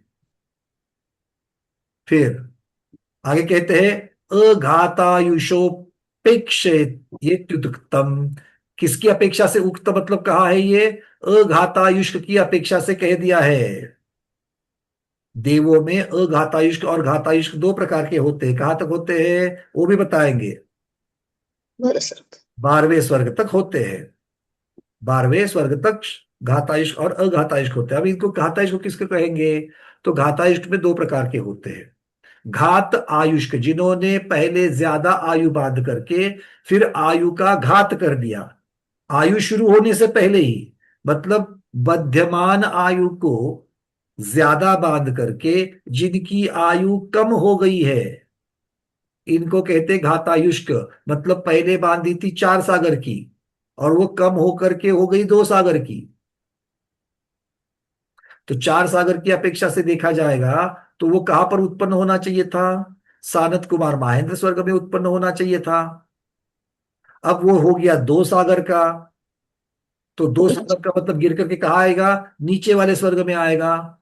तो आचार्य भगवान कहते हैं नीचे वाले स्वर्ग में आएगा तो उस स्वर्ग की बाकी देवों ने, जिन्होंने सीधे सीधे दूसरे स्वर्ग की पहले स्वर्ग की आयु बांधी थी, उनकी जो उत्कृष्ट आयु 2 सागर की है, उनसे ज्यादा आयु प्राप्त होगी। क्यों? क्योंकि वो ऊपर की बांध करके नीचे आए हैं, इसलिए सामान्यता से जो नीचे वाली जो आयु है उसमें उनका इजाफा होगा, उनमें उनमें एडिशनल मिल जाएगा। कितना एडिशनल मिलेगा? बोले अर्धा सागर मिलेगा। अर्धा सागर किसको मिलेगा? सम्यक दृष्टि को मिलेगा, और मिथ्या दृष्टि को पल्ले के असंख्यात विभाग प्रमाण मिल जाएगा। ठीक है? मतलब क्या है कि अगर किसी ने सम्यक्त्व के साथ, संयम के साथ में 4 सागर की आयु बांधी और फिर उसका असंयम या ऐसी कुछ चीज हो गई कि उसने असंयम तो हो गया किंतु सम्यक्त्व से च्युत नहीं हुआ, वो सम्यक्त्व से च्युत नहीं हुआ है, सम्यक्त्व को तो अपने उसने बचा दिया, ऐसे को जो ऊपर के स्वर्गों से नीचे पहले स्वर्ग में आ गया है उसको 2 सागर अधिक अर्धा सागर का उसको बोनस मिलेगा। ये बोनस क्यों? क्योंकि उसने सम्यक्त्व को नहीं छोड़ा। अगर मान लो कि जब उसके असंयम को आ गया और सम्यक्त्व से वो मिथ्यात्व में भी चला जावे, तो उसने सम्यक्त्व की भी इरादा ना कर दी, तो बोनस कितना हो जाएगा? सिर्फ पल्ले का असंख्यात्वा भाग। आधा सागर बहुत होता है और ये पल्ले का भी असंख्यात्वा भाग है। ठीक है ना? पल्ले से सागर 10 कोड़ा कोड़ी गुना ज्यादा है। तो सोच लो कितना कम हो जाएगा सम्यक्त्व की विराधना करने से। हाँ प्रमोद जी। मेरा कहना ये था कि वो आयु गिर के 2 सागर बांधेगा तब 2.5 मिलेगा उसे, मतलब या 1.5 सागर बांधेगा तो 2 मिल जाएगा, मतलब इस तरह से मिलेगा। उसको एडिशनल मिलता है क्योंकि जब वो नीचे वाले स्वर्ग में आता है तो स्वर्ग में अधिकतम आयु कितनी मिलेगी नीचे के वाले स्वर्ग में? तो 2 2 अधिक सागर अधिक ही मिलेगी।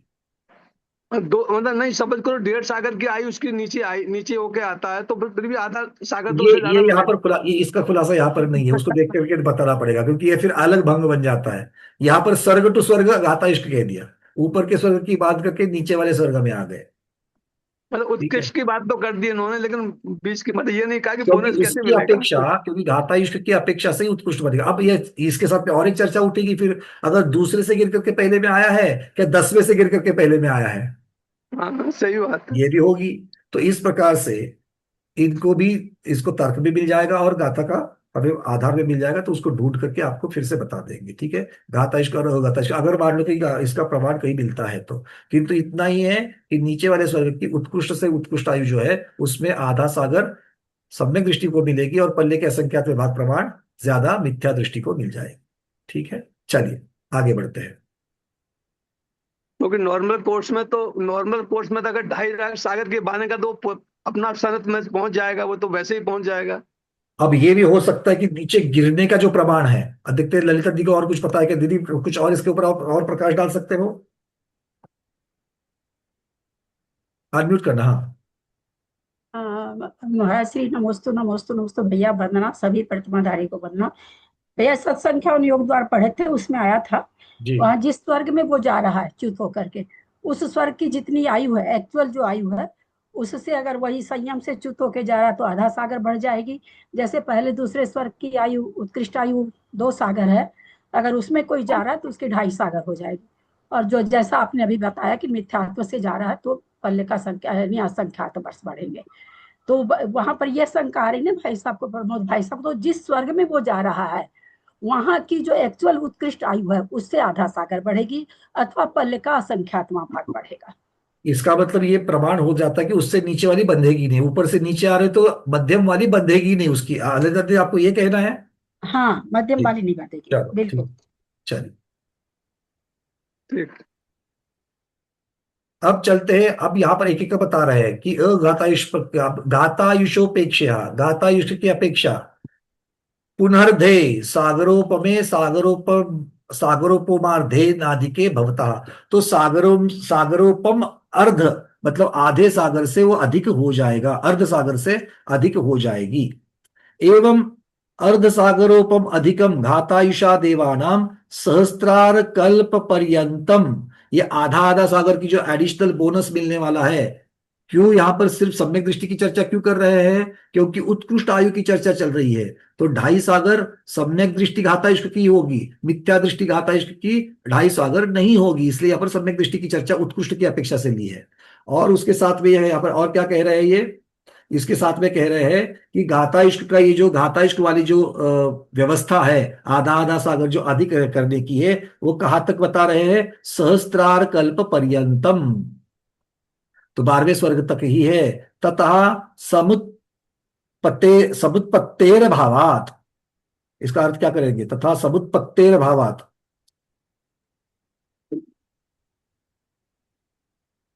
समुत्पत्तेर भावात क्या करेंगे गुरुदेव? इसका कुछ अर्थ हो सकता है?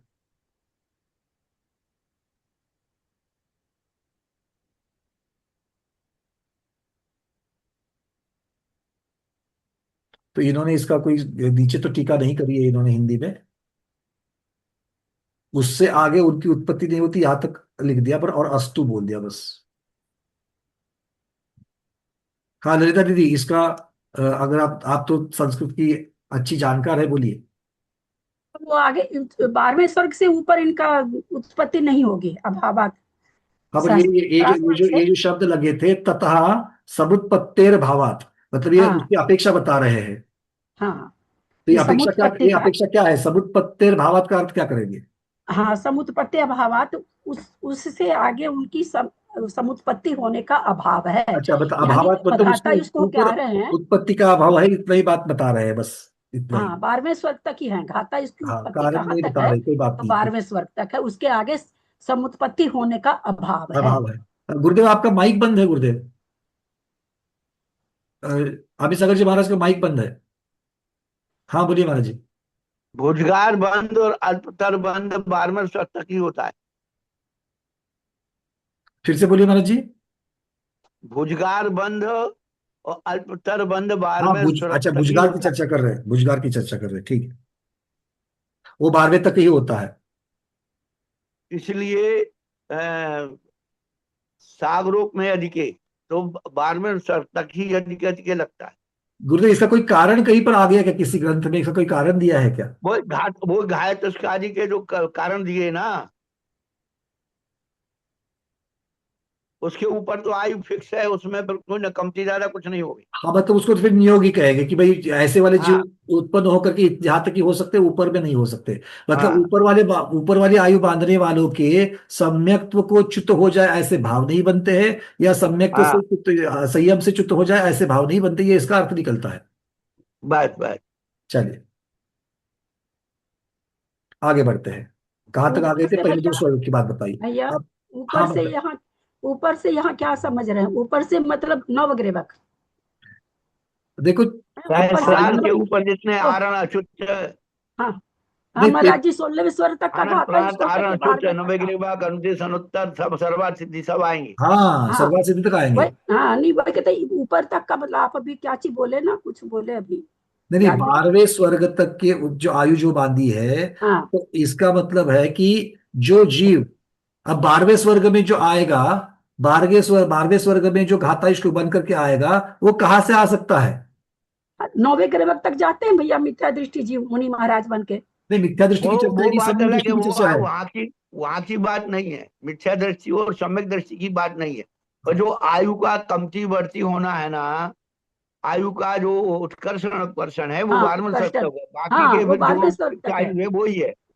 वो तो सर्वार सिद्धि में आया है, तू शब्द देख नहीं, करके कि अब बाद में। मुझे मेरा प्रश्न अलग है, मेरा प्रश्न ये है कि 12वें स्वर्ग का जो घातायुष्क है, हाँ 12वें स्वर्ग का जो घातायुष्क है वो कहाँ से अपकर्षण होकर के आएगा? 16वें के नीचे से आएगा, ग्रहवेग से आएगा, सर्वात सिद्धि से भी आ सकता है। मतलब मान लो पहले सर्वात सिद्धि की बांधी और फिर घातायुष्क बन करके 12वें में आ गया, ऐसा होता है क्या? ना, वैसे नहीं है, वैसे नहीं है, ऊपर से नहीं आएगा। हाँ ऊपर से नहीं आएगा, 16वें स्वर्ग से आएगा। एक मिनट, मेरे मेरे प्रश्न को फिर से समझ लो। अगर च्युत होकर के 12वें में आना है तो 12वें के ऊपर से आना पड़ेगा। बिल्कुल। अरे भाई आप उस बात को सोचो, भुजगार बंद और अष्टोत्तर बंद के बारे में सोचो पहले। गुरुदेव ये सब इसीलिए तो मन में शंका आ रही है, जिज्ञासा इसीलिए तो उठ रही है। देखो 12वें उत्कर्षण अपकर्षण उसी की आयु का हिसाब किताब से लगेगा। महाराज जी भैया का मुझे ये बताइए, प्रश्न है कि 9वें ग्रेवक से भी उसे आ बोनस सकता है मिल क्या? रहा है, जो उसकी उत्कृष्ट आयु है तो 12वें स्वर्ग तक ही से बोनस मिलेगा, ऊपर महाराज की जी, आयु से कुछ नहीं है। महाराज जी वही मैं एक पूछ रहे हैं उदाहरण भैया, देना चाहता हूँ। महाराज जी भैया बोल रहे हैं 12वें स्वर्ग तक जो जीव आ रहा है वो ऊपर से कहाँ तक से आ सकता है? भाई 16वें से स्वर्ग तक का आ सकता है कि 9 ग्रेवक से भी आ सकता है कि ना, ना, अनुदिश ना, से ना। भी आ सकता है कि अनुत्तर से भी आ सकता है, ऐसा वो पूछ रहे हैं। वहां उत्पन्न जरूर नहीं होंगे 13वें। देखो मेरी बात तो ठीक से समझना, मैं जो प्रश्न पूछ रहा हूं ना 13वें 14वें में तो नहीं उत्पन्न होंगे, पक्का है। ये तो नियम हो गया जिसको जो गुरुदेव बता भी रहे हैं, उसका कारण भी बता रहे हैं, उसका स्वरूप भी बता रहे हैं भुजगार वगैरह का। अब मेरा बात यह है कि भाई 12वें सहस्त्रार स्वर्ग में घाताइष्क होता है कि नहीं होता है? होता है, उत्पन्न होता है। 12वें स्वर्ग में घाताइष्क होता है कि नहीं होता है? होता है, कि जिसको आधे आधे सागर की आयु अधिक मिलती है, वो आता यहाँ है। से देवायु का बंद किया है, ये समझो।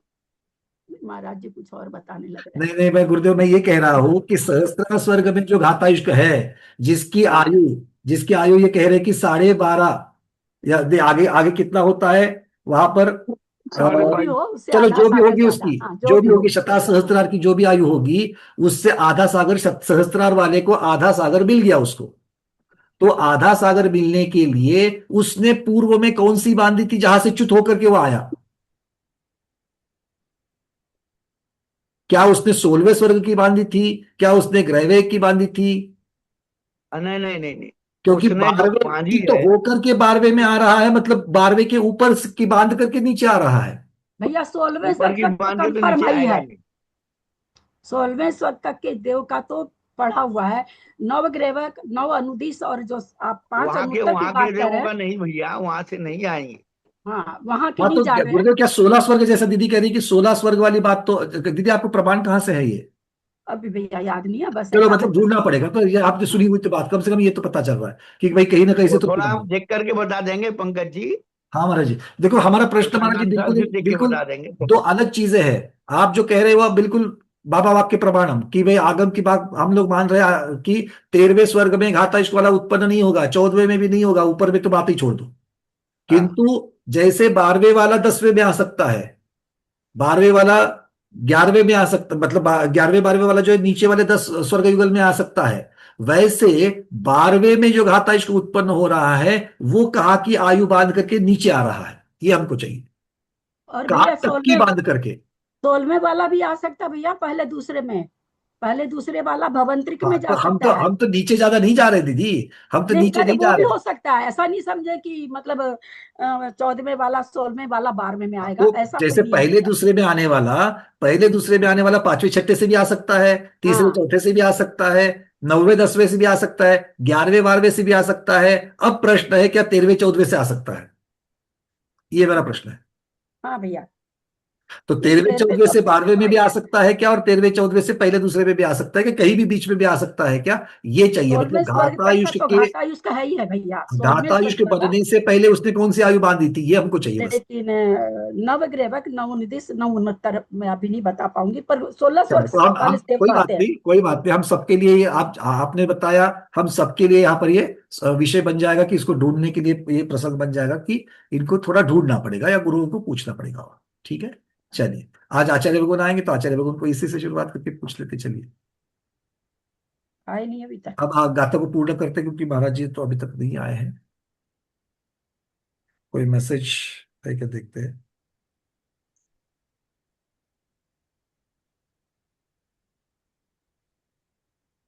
इस संग से कोई मैसेज भी नहीं है, तो आ जाएंगे शायद गुरुदेव, आगे पीछे हुआ होगा, देख लेते हैं। अब अपना कंटिन्यू करके इस गाथा को पूर्ण कर लेते हैं।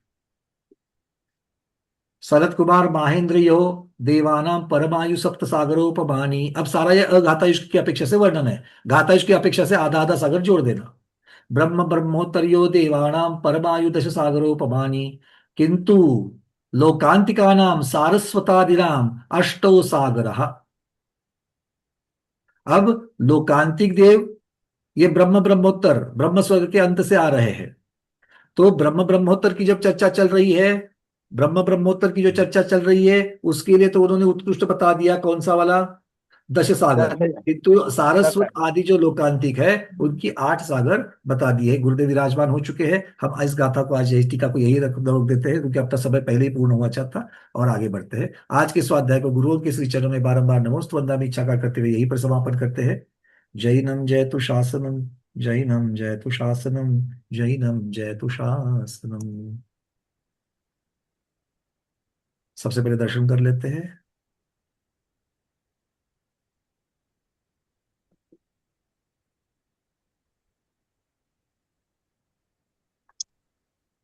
शाश्वती विराजमान आचार्य भगवत श्री वैराग्य नंदी जी महामुनिराज की जय। नमोस्तु नमोस्तु नमोस्तु आचार्य। भगवान एक जिज्ञासा में फंसे थे, अभी अभी हाल ही में ताजी ताजी थी, हाँ बोलिए तो बोलिए। समक्ष में रखो, क्योंकि अभी नहीं तो समय हो गया है। वैसे अगर अगर आप कहें तो भगवती आराधना कर देते फिर। कोई बात नहीं, कोई बात नहीं, आप बोलिए। जिज्ञासा ये थी कि ये जो घाता इश्क की चर्चा चल रही थी, तो घाता इश्क जो है तो पहले ऊपर की आयु बांध करके नीचे आता है, ये तो बिल्कुल ठीक है। और 12वें स्वर्ग तक ही ऐसे जीवों की उत्पत्ति होती है, ये बात भी प्रमाण ठीक है। किंतु हमारा प्रश्न ये है कि 12वें स्वर्ग, क्योंकि जब अगर मान लीजिए कि चौथे स्वर्ग से कोई नीचे आ रहा है, तो चौथे की आयु बांध करके पहले स्वर्ग में आ रहा है, तो उसको आधा सागर, दो सागर की जगह 2.5 सागर मिल रहा है। ये तो बात पता चलती है कि मतलब कहाँ से बांध करके कहाँ तक आ रहा है। तो ये ऊपर की आयु बांधने की जो मर्यादा है वो कहाँ की है, मतलब 12वें स्वर्ग में जो घातायुष्क बन रखे उत्पन्न हो रहा है, क्या वो 13वें 14वें स्वर्ग से भी आ सकता है, 15वें 16वें स्वर्ग से भी आ सकता है, क्या ग्रहवेग से भी आ सकता है?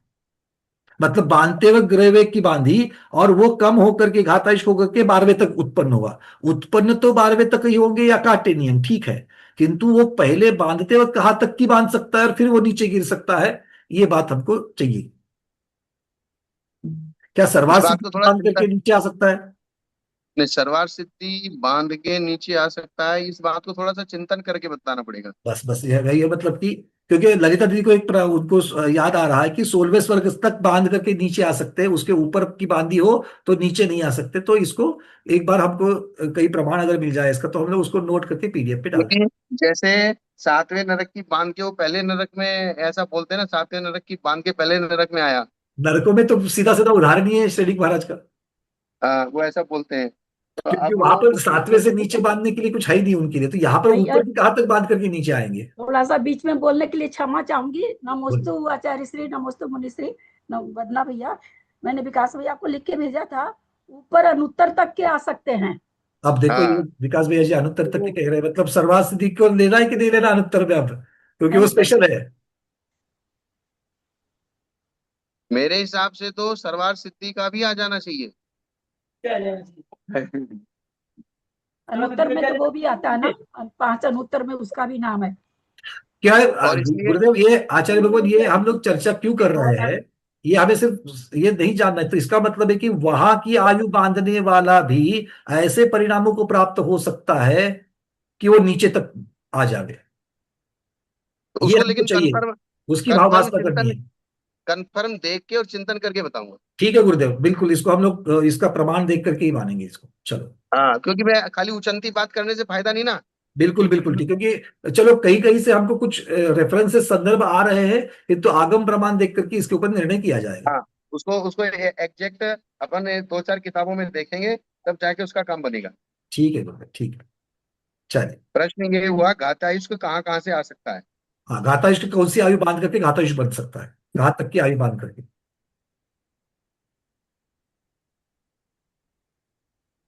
ठीक है, चलिए। सिद्धे जय